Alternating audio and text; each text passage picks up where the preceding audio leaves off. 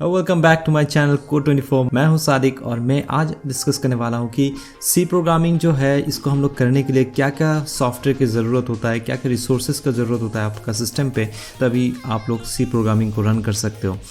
यहाँ पे दो तरीके से आप लोग सी प्रोग्राम को अपने सिस्टम पे रन कर सकते हैं। दो तरीका मैं आप लोगों को बोल देता हूँ। पहला जो तरीका है उसमें आप लोगों को कुछ भी नहीं चाहिए, सिर्फ आप लोगों का अगर इंटरनेट कनेक्शन है तो फिर इजीली आपका सिस्टम पे आप लोग सी प्रोग्रामिंग रन कर सकते हो। बल्कि सी प्रोग्रामिंग नहीं, बहुत सारा प्रोग्रामिंग आप लोग रन कर सकते हो। तो उस प्लेटफॉर्म का नाम है रेपलिट। मेरा ये रेपलिट के ऊपर ऑलरेडी वीडियो बना हुआ है, लिंक डिस्क्रिप्शन पे दिया हुआ रहेगा और आई बटन पे भी है, आप लोग जाके देख सकते हैं। फिर भी मैं आप लोगों को थोड़ा बहुत डेमोन्स्ट्रेशन दे देता हूँ। तो इसके लिए अब हमको जाना पड़ेगा ब्राउज़र पे। हम चलेंगे ब्राउज़र पे और यहाँ पे आते ही हम चलेंगे replit.com। तो जैसे ही रेपलिट में आ जाता हूँ मैं, यहाँ पे मेरा ऑलरेडी मैं लॉग्ड इन हूँ ऑलरेडी। अगर आप लोग लॉग्ड इन नहीं है तो यहाँ पे जाके साइन इन करके लॉग इन कर सकते हो और फिर यहाँ पे आप लोगों को सारा कुछ फैसिलिटी मिल जाएगा। जैसे कि मैं यहाँ पे नया प्रोजेक्ट अगर क्रिएट करना चाहूँ तो क्रिएट प्रोजेक्ट में जाके डायरेक्टली मैं यहाँ पे अपना प्रोजेक्ट का जो भी नाम रहेगा वो मैं दे दूंगा। फॉर एग्जांपल मैं टेम्पलेट में सिलेक्ट करने वाला हूँ सी का टेम्पलेट, क्योंकि हम लोग सी प्रोग्रामिंग करने वाले हैं। उसके बाद फिर यहाँ पे मैं प्रोजेक्ट का नाम देता हूँ क्लास 01, ठीक है, और ये पब्लिक रहेगा। उसके बाद फिर मैं क्रिएट ट्रिपल करता हूँ तो जो मेरा प्रोजेक्ट है ये यहाँ पे क्रिएट हो जाएगा। मैं भी थोड़ा टाइम ले सकता है लेकिन ये प्रोजेक्ट शुरू हो जाएगा। देखिए यहाँ पे प्रोजेक्ट मेरा शुरू हो चुका है। सारा कुछ जो भी इनबिल्ट टेम्पलेट है वो यहाँ पे आ चुका है और मेरा जो यहाँ पे सी का जो बेसिक बॉयलर प्लेट होता है, मतलब कि जो बेसिक प्रोग्राम हेलो वर्ल्ड का होता है वो यहाँ पे आ चुका है। डायरेक्टली आप लोग यहाँ पे जाके इसको रन कर सकते हो। रन करते ही जो हेलो वर्ल्ड है यहाँ पे प्रिंट हो जाएगा। तो कितना आसान है, आप लोगों को कुछ भी रिसोर्सेज नहीं चाहिए। अगर आपके पास इंटरनेट कनेक्शन है तो उस इंटरनेट कनेक्शन को यूज़ करके आप लोग ईजिली इस प्रोग्राम को कर सकते हैं और कोई भी जितना भी कॉम्प्लिकेटेड प्रोग्राम हो यहाँ पे आप कर सकते हो। सिर्फ सी प्रोग्राम ही नहीं बल्कि जितना भी सारा प्रोग्राम है सब आप लोग कर सकते हो, ठीक है। तो ये है सिंपल एक एग्जाम्पल। और उसके बाद फिर हम लोग अगर जाएंगे दूसरा चीज़ों में, जहाँ पे अगर आप लोगों के पास इंटरनेट कनेक्शन नहीं हो तो फिर आप लोग कैसे उसको कर सकते हैं, मतलब कि आपका लोकल सिस्टम पे। तो उसके लिए हमें कुछ रिसोर्सेज की ज़रूरत होगा। तो पहला रिसोर्सेज ये होगा कि हम लोग विजुअल स्टूडियो कोड को डाउनलोड करेंगे। विजुअल स्टूडियो कोड क्या है, सिर्फ एक आईडी है जिसपे हम लोग प्रोग्राम को लिखते हैं। और उसके बाद फिर हम लोग डाउनलोड करेंगे एक कंपाइलर को जो कि प्रोग्राम को कंपाइल करेगा और उसका नाम होगा GCC MinGW। और उसके बाद फिर हम लोग VS कोड का कुछ एक्सटेंशन को डाउनलोड करेंगे और उसके बाद VS कोड को सेटअप करके फिर हम लोग एक सिंपल सा प्रोग्राम रन करेंगे, ताकि हम लोग यहाँ पे जो रेपलिट पे हम लोग अभी शो कर रहे हैं यही प्रोग्राम हम लोग विजुअल स्टूडियो कोड पे अपना लोकल सिस्टम पे रन करके देखेंगे। तो चीज़ें बहुत ही सिंपल होने वाला है। आप लोग बिल्कुल टेंशन मत लीजिए, बस मेरे साथ बने रहिए। जो भी सारा स्टेप मैं करता हूँ बस आप लोग उस मेरे स्टेप को फॉलो करते रहिए। तो चलिए पहले हम लोग क्या करते हैं, विजुअल स्टूडियो कोड को डाउनलोड कर लेते हैं। विजुअल स्टूडियो कोड जो कि माइक्रोसॉफ्ट का प्रोडक्ट है, बिल्कुल फ्री ऑफ कॉस्ट है, ओपन सोर्स प्रोडक्ट है। आप लोग इसको ईजिली डाउनलोड कर सकते हो। तो यहाँ पे हम लोग ऐसे लिखेंगे विजुअल स्टूडियो कोड। जो पहला आएगा यहाँ पे डाउनलोड का ऑप्शन है, इस पर मैं क्लिक करने वाला हूँ। और यहाँ पे विंडोज़, अगर आप लोगों का सिस्टम विंडोज़ है तो विंडोज़ के लिए डाउनलोड कीजिए और खुद का जो भी आप लोगों का ऑपरेटिंग सिस्टम है यहाँ पे वो सारा ऑपरेटिंग सिस्टम के लिए है, तो आप लोग उस हिसाब से डाउनलोड कर सकते हो।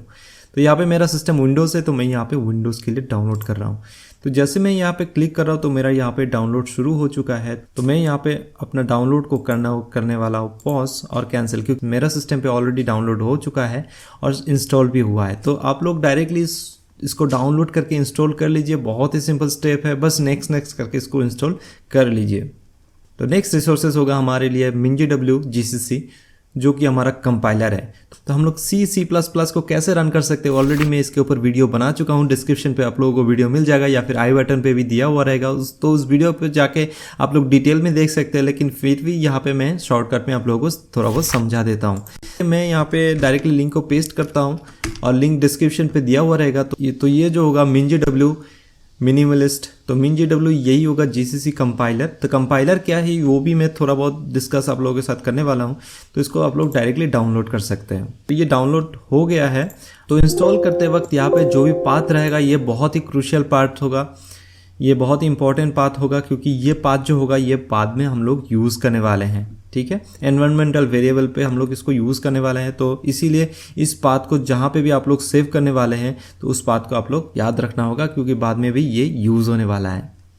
तो ठीक है, हम लोग CminGW पे कंटिन्यू करते हैं। तो यहाँ पे ये डाउनलोड हो रहा है, तो डाउनलोड आपका ये डिपेंड करेगा आपका इंटरनेट के कनेक्शन के ऊपर। ये जो वीडियो होने वाला है ये बहुत इंटरेस्टिंग वीडियो होने वाला है, तो आप लोग इस वीडियो के नीचे जाके कमेंट करें कि आई एम एक्साइटेड, क्योंकि मैं भी बहुत एक्साइटेड हूँ इस ट्यूटोरियल को लेकर। आप लोगों को मेरा सारा वीडियो अगर अच्छा लग रहा है तो प्लीज़ जाके सब्सक्राइब कीजिए, क्योंकि ऐसे में इंटरेस्टिंग वीडियोस हमेशा लाता रहता हूँ। तो यहाँ पे हमें क्या चाहिए, तो यहाँ पे डाउनलोड मैनेजर आ चुका है MinGW का। तो यहाँ पे मुझे चाहिए GCC MinGW32 बेस एंड हमें चाहिए G++ एंड GCC ADA। ये तीनों को हम लोग अभी मार्क करेंगे फॉर डाउनलोड, और उसके बाद इंस्टॉलेशन पे जाके हमें अप्लाई चेंजेस करना है एंड देन हमें अप्लाई कर देना है। तो ये डाउनलोड होते होते मैं आप लोगों को कंपाइलर के बारे में थोड़ा बहुत बता देता हूँ कि कंपाइलर होता क्या है। जैसे कि मैं आपके साथ कम्युनिकेट कर रहा हूँ इन हिंदी, तो आप लोगों को हिंदी समझ में आता होगा, इसलिए आप लोग मुझे मेरा वीडियो देख रहे हैं। लेकिन आप अगर मैं यहाँ पे चाइनीज़ में बोलता आप लोगों को, तो आप लोगों को कुछ भी समझ में नहीं आता। वैसे भी मुझे भी चाइनीज़ नहीं आता है। तो बात ये हुआ कि आप लोगों को अगर हिंदी समझ में नहीं आता तो मैं आप लोगों के साथ कम्युनिकेट नहीं कर पाता। तो वैसे ही कंप्यूटर को भी कुछ भी भाषा समझ में नहीं आता है जो हम लोगों को समझ में आता है। तो इसीलिए कंप्यूटर एक डम्ब एलिमेंट है। मतलब डम्ब इसलिए, तो आप लोग फिर बोलोगे कि कंप्यूटर तो इतना स्मार्ट है तो उसको फिर डम्ब क्यों बोल दिया।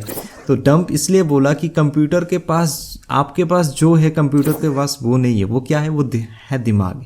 तो आपके पास दिमाग है, कंप्यूटर के पास तो दिमाग है नहीं। तो इस दिमाग का मेन काम क्या होता है, सोचना, सोच के कुछ लॉजिक निकालना। तो आप लोग फिर क्वेश्चन करोगे कि आज तो आर्टिफिशियल इंटेलिजेंस निकल चुका है, तो कंप्यूटर खुद भी सोचता है, खुद भी बोल सकता है। लेकिन देखिए, आर्टिफिशियल इंटेलिजेंस ऐसे एग्जिस्टेंस पे नहीं आया, वो उसको एग्जिस्टेंस में लाने वाला इंसान ही है, इंसान का दिमाग ही है। तो कंप्यूटर के पास वो होता है वो जो आपके पास नहीं होता है। तो वो क्या चीज़ है, जैसे कंप्यूटर के पास बहुत सारा प्रोसेसिंग पावर होता है। जैसे आपको अगर बोला जाए कि 392.95 और 62.34 इसको मल्टीप्लाई करके रिजल्ट दे दो, तो आपको थोड़ा बहुत टाइम लग जाएगा। लेकिन कंप्यूटर को with in a fraction of second computer उसको आंसर निकाल के दे सकता है। तो कंप्यूटर के पास बहुत सारा प्रोसेसिंग पावर रहता है, लेकिन हमारे पास प्रोसेसिंग पावर थोड़ा कम रहता है। तो हमारे पास लॉजिक ज़्यादा रहता है। तो इसीलिए हम लोग क्या करते हैं, कंप्यूटर को यूज़ करते हैं, उसका प्रोसेसिंग पावर को यूज़ करते हैं हमारे काम के लिए। तो उसको यूज़ करने के लिए हमें कुछ सेट ऑफ इंस्ट्रक्शन देना पड़ता है कंप्यूटर को, तभी जाके कंप्यूटर ऑपरेट कर पाता है। लेकिन वो जो सेट ऑफ इंस्ट्रक्शन होता है वो कंप्यूटर का हमेशा बाइनरी में रहता है और मशीन कोड पे रहता है, लेकिन वो तो हमें नहीं आता है। तो इसके लिए क्या किया जाता है कि हम लोग प्रोग्रामिंग करते हैं, जो कि ह्यूमन रीडेबल होता है, और ह्यूमन वो प्रोग्राम कर सकता है, लिख सकता है। तो उसके बाद क्या किया जाता है, उस प्रोग्राम को कंप्यूटर को भी समझ में नहीं आता है। तो इसीलिए एक मिडिलमैन रहता है जो कि इन दोनों को कनेक्ट करता है, मशीन कंप्यूटर का जो भी हार्डवेयर होगा, प्रोसेसर होगा, उसके साथ, और ह्यूमन ने जो भी प्रोग्राम लिखा, तो इन दोनों के साथ कनेक्ट करने के लिए एक मिडिलमैन रहता है। तो ये मिडिलमैन क्या करता है, हम लोग जो भी प्रोग्रामिंग लिख रहे हैं, मतलब C हो गया, पाइथन हो गया, जावास्क्रिप्ट, जो भी हम लोग प्रोग्राम लिख रहे हैं, उस प्रोग्राम को कंपाइल करके, मतलब उसको एक्सट्रैक्ट करके उसको फिर मशीन कोड पे कन्वर्ट किया जाता है। और मशीन कोड पे कन्वर्ट करने के बाद ही जाके कंप्यूटर को वो इंस्ट्रक्शन दिया जाता है, तब जाके वो कंप्यूटर ऑपरेट होता है। तो कभी कभार आप लोगों को ऐसा मिल जाएगा कि आप लोग को प्रोग्राम तो लिख रहे हो, उसके बाद कंपाइल जब कर रहे हो तो सिंटेक्स एरर नाम का कुछ चीज़ें आता है। तो वो क्या होता है, तो सिंटेक्स एरर ये होता है कि जो आपने प्रोग्राम लिखा है उस प्रोग्राम में कुछ भी गलत हुआ है, मतलब कि एक कॉमा का मिस्टेक हो गया है, या फिर मतलब सेमी कॉलन नहीं दिया आपने, स्पेस जहाँ पे नहीं देना था वहाँ पे आपने दे दिया।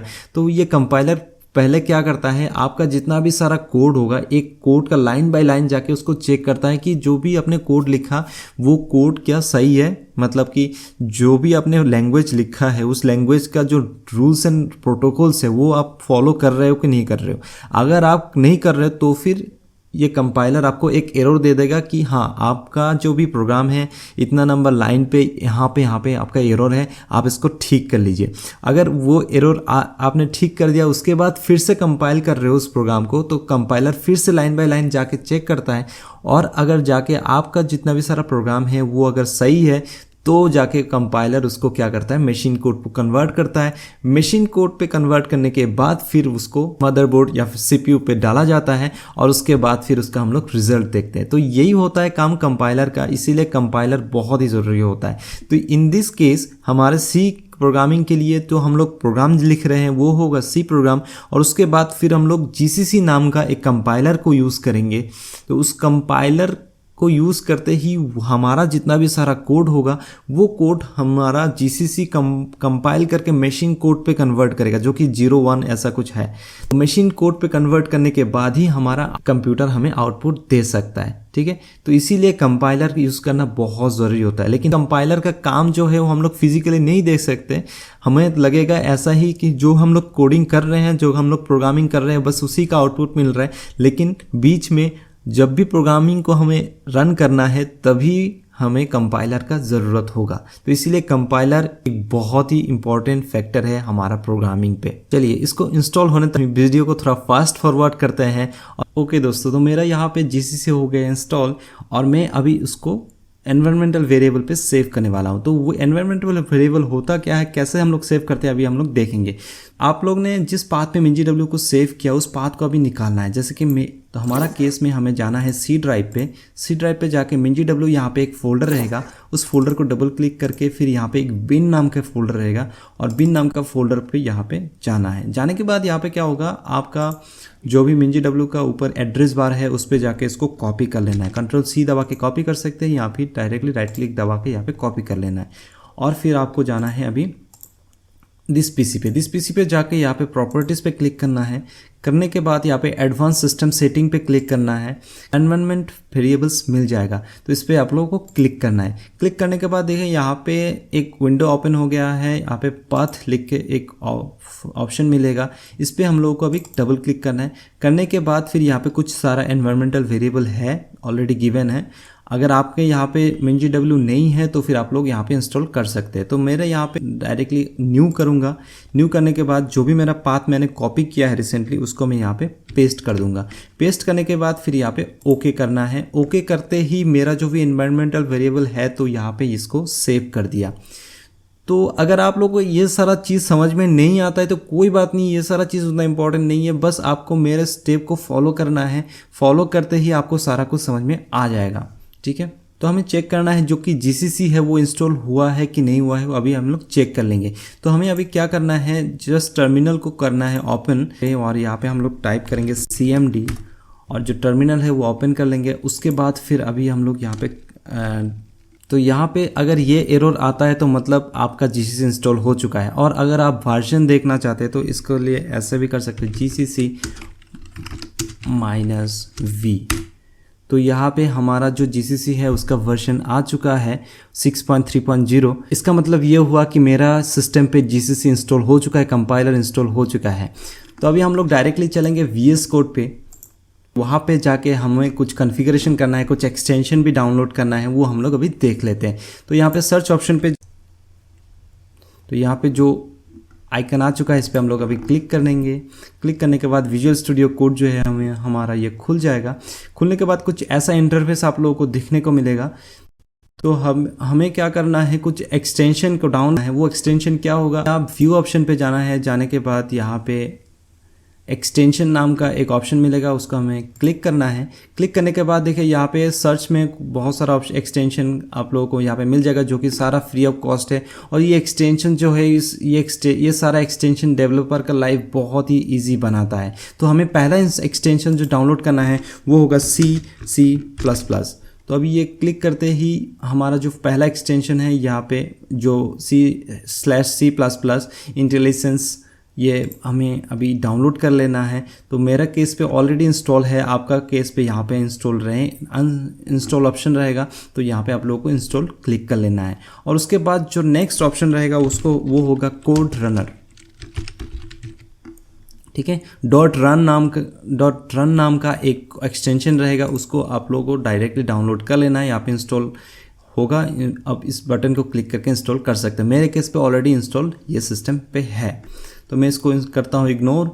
तो अभी डायरेक्टली चलते हैं हम फाइल पे, तो इसको हम अभी क्लोज कर देते हैं। क्लोज करने के बाद फिर और एक ऑप्शन है जो कि हमें अभी कुछ सेटअप कर लेना है। वो सेटअप क्या होगा, अभी हमें जाना है फाइल्स पे जाने के बाद प्रेफरेंस पे जाना है। प्रेफरेंस पे जाने के बाद यहाँ पे सेटिंग ऑप्शन मिलेगा, तो इस सेटिंग पे क्लिक करना है। सेटिंग पे क्लिक करते ही सर्च सेटिंग पे आपको टाइप करना है रन इन टर्मिनल। इसको टाइप करते ही बहुत सारा ऑप्शन आपको मिल जाएगा। आपको बिल्कुल नीचे आना है, नीचे आने के बाद फिर code runner run in terminal, इस ऑप्शन को आपको टिक कर देना है। ठीक है, इस ऑप्शन को आपको टिक कर देना है। टिक करते ही फिर कुछ भी नहीं करना है, बस इस सेटिंग को क्लोज कर देना है। तो आपका भी जो सिस्टम है ये फुल्ली रेडी हो चुका है सी प्रोग्राम को रन करने के लिए। तो चलिए हम लोग अभी देखते हैं। सी फुल कोर्स नाम का एक ऑलरेडी फोल्डर में बना चुका हूँ, तो इसमें हम लोग एक नया फाइल क्रिएट करते हैं। नया फाइल क्रिएट करने के लिए यहाँ पे बहुत ही आसान तरीका है, बस आपको एक क्लिक करना है। तो आपको सिर्फ इस आइकन पे क्लिक करना है। क्लिक करते ही यहाँ पे न्यू फाइल क्रिएट हो जाएगा और इस फाइल का अभी नाम देना है। तो नाम हम लोग देते हैं class01.c एक्सटेंशन। सी एक्सटेंशन देना ज़रूरी है क्योंकि हम लोग सी प्रोग्राम कर रहे हैं। तो इसको हम लोग अभी एंटर मार के सेव करेंगे। तो सेव करते ही हमारा जो भी है ये फाइल क्रिएट हो जाएगा। तो हम एक अभी बेसिक एक प्रोग्राम टेस्ट करेंगे जो कि हम लोग ऑलरेडी चेक कर चुके हैं हमारा रैपलिट पे। तो वो रैपलिट वाला प्रोग्राम जो भी है इसको हम लोग अभी कॉपी करेंगे। कंट्रोल यहाँ पे हम अभी कॉपी करेंगे। कॉपी करने के बाद फिर हम लोग यहाँ पे विजुअल स्टूडियो कोड पे इसको हम लोग पेस्ट करेंगे। तो पेस्ट करते ही हम इसको अभी कंट्रोल एस दबा के सेव करेंगे और यहाँ पे भी हम लोग अब इसको सेव कर सकते हैं। सेव करने के बाद यहाँ पे आपको एक आइकन मिलेगा, ठीक है। इस आइकन पे रन कोड है और या फिर आपको यहाँ पे राइट क्लिक करते ही यहाँ पे ऑप्शन मिलेगा रन कोड और इस रन कोड पे आपको क्लिक करना है। रन कोड क्लिक करते ही आपका जो भी टर्मिनल है वो ओपन हो जाएगा और ओपन होने के बाद यहाँ पे आपका जो भी कोड है वो रन हो जाएगा। यहाँ पे हमारा हेलो वर्ल्ड लिखा आ रहा है। इसका मतलब ये हुआ कि ये जो भी कोड है, ये जो भी प्रोग्राम है, ये रन हो चुका है। अगर हम इसको थोड़ा चेंज करते हैं, यहाँ पे हेलो वर्ल्ड के जगह पे हेलो कोड 24 लिखते हैं और उसको फिर कंट्रोल एस दबा के सेव करते हैं। तो ये सेव करने के बाद इस पर हम लोग राइट क्लिक दबा के रन कोड भी कर सकते हैं या फिर यहाँ पे जो भी बटन गिवन है, हमें बटन दिया हुआ है, इस बटन को प्रेस करते ही, प्ले बटन को प्रेस करते ही हमारा कोड रन हो जाएगा। तो ये कोड रन होने के बाद यहाँ पे हेलो कोड 24 आना चाहिए। तो हम अगर इसको रन करते हैं तो रन होते ही हेलो कोड 24 यहाँ पे आ रहा है। इसका मतलब यह हुआ हमारा जो फर्स्ट सी प्रोग्राम है ये सक्सेसफुली रन हो गया है और हमारा एनवायरनमेंट जो भी है प्रोग्राम करने के लिए ये सारा कुछ सेट हो चुका है। तो देखिए दोस्तों, ये जो प्रोग्राम है अगर आप लोगों को कुछ भी समझ में नहीं आया तो कोई बात नहीं, नेक्स्ट क्लास में हम लोग इसको डिटेल्स में समझेंगे। ये इंक्लूड क्या है, stdio.h क्या है, मेन क्या है, प्रिंट क्या है, रिटर्न क्या है, ये सारा कुछ हम लोग समझेंगे। तो इस वीडियो में बस इतना ही। तो बने रहिए मेरे साथ इस कोर्स को फुल देखने के लिए। तो मिलते हैं फिर अगले वीडियो में। Till then, this is Sadiq signing of.